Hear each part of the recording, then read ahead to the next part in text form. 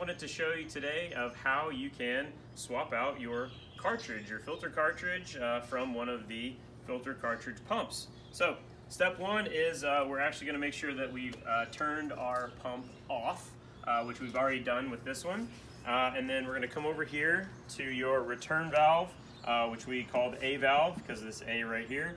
We're going to turn this all the way over to make sure that it is fully locked. I'm giving that a nice hard turn so you can see that it's turned all the way, and you can see a little lock symbol on there so you know you're doing it the right way. So that's all the way over. That's going to block water from coming back in this direction. And then we're going to block off our B valves so we don't have water coming in from these inlets as well. You may have these now pools provided plugs available to you. And in that case, that's great.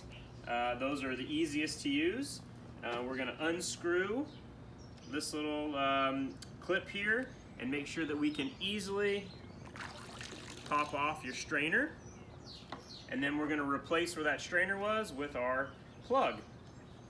Pop that in.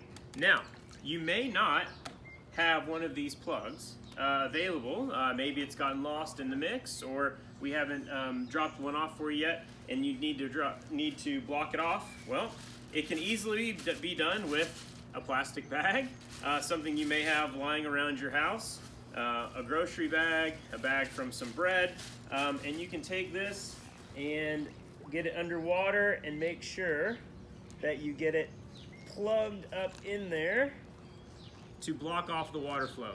Now, the reason that we're doing this is we are going to be opening up your the part of your pump right here. So we are blocking the water so the water doesn't flow out of that. Okay? So we're going to go ahead and get both of these blocked off, and then we'll show you the next steps. All right. So the next steps are going to be taking this ring off and opening up and getting our filter out. I did want to mention that just in case maybe you don't have a plastic bag available or another way of blocking off your B valves, one alternative method is to actually lift this filter up and getting it up higher than the water line. So I've got this backyard stool here, which we may need to move over just a little bit to make sure. But that getting it up above the water line is one way to stop the flow of water. So what you want to make sure is that these hoses are actually higher on this side. So this one's probably not, maybe need to be a little bit higher, but if you do have a stool or a bucket or another way, that's definitely one way to stop the water flow if you can't find something else to block those B valves. Okay? So we have that. We luckily had our plugs and our plastic bags, so everything is all blocked off. We're going to go ahead and take off the blue screw cap. I'm going to go ahead and open up this air release valve too. That often will make it a little bit easier to pull off the top cap. All right, we've got the cap off. We're going to get the filter out. And you can see there's a little debris and stuff on your filter. And we're going to head over to our hose and we're going to get this guy sprayed off, cleaned up.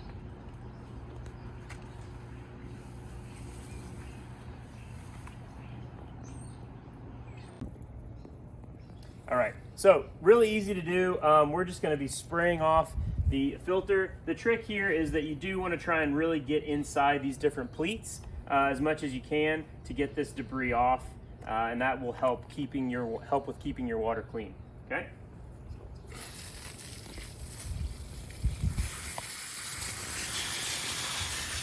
So take your time, go around, get as much as you can off, move nice and slowly up and down.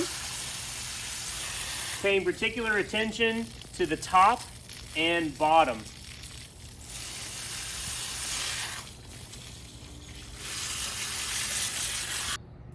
All right, now that we've got a nice clean filter, one more step that we're going to take is often a lot of the debris will get caught in this chamber here. So what we like to do is recommend that you just go ahead and dump that part out, and we'll just scare the chicken right there. So we're gonna dump that water out all the way, making sure to get that debris as much as you can out. And then we're gonna replace the filter. So you'll see that there's a ring, the blue plastic ring on the bottom. There's actually a part here in the middle that this will fit into. It actually seats onto it, and you'll see you'll get it'll pop down, and making sure that that is in place is really important when putting this filter back in. It's actually now flush with the top of this, and I know that it's seated properly. Okay, so we're gonna put our top cap back on. Now there is a black O-ring on the top of this top cap, so when you're putting it back on, we want to make sure that that O-ring seats back inside of this chamber. So I'm gonna fit one side of it in and then work it around. You can see this one's a little bit loose, so I just want to use my fingers to make sure that gets popped back in, and you'll see that none of it is sticking out. It's very important to make sure that it's a good seal to prevent leaks. All right, that's back on. We're gonna replace the blue screw cap.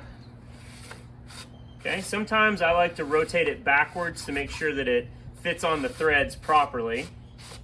Okay, it doesn't need to be super tight, but you know, finger tight on there. And then I'm actually gonna open up our air release valves, because we've actually let some air into the system, and I'm gonna go ahead and open this back up into the unlocked position and make sure it kind of gets stuck a little bit, about 3/4 of a turn, but we're gonna push through that and make sure that it opens all the way up. Now you'll hear air filling back up into this chamber and leaking out, okay? So we're gonna go ahead and remove our plastic bag, or your filter, your plug caps. All right, so now the system is fully back open. You can see the air or water is coming out of these air release valves. A little bit of water coming through there. So we're gonna go ahead and turn it back on. I'm gonna leave this one open just for a moment, just in case there is any air that'll get forced through the system. Oh, yep, a little bit there, and now we're actually spraying water. So we're gonna go ahead and tighten that back down. There we go.